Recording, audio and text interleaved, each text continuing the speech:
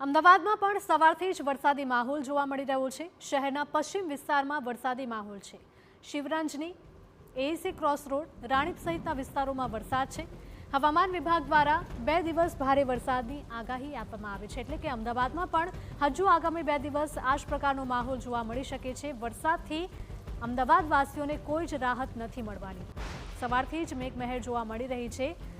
અમદાવાદ શહેરના ખાસ કરીને પશ્ચિમ વિસ્તારમાં મેઘમહેર જોવા મળી રહી છે। શિવરંજની, એસી ક્રોસ રોડ, રાણીપ સહિતના અનેક વિસ્તારમાં વરસાદ વરસી રહ્યો છે।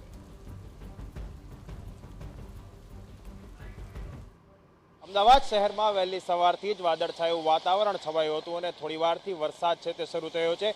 શહેરના પશ્ચિમ વિસ્તારમાં એસજી હાઈવે હોય કે વસ્ત્રાપુર, અખબારનગર વિસ્તાર છે, ઘાટલોડિયા વિસ્તાર છે કે જ્યાં વરસાદ છે તે છેલ્લી અડધી કલાકથી વરસી રહ્યો છે।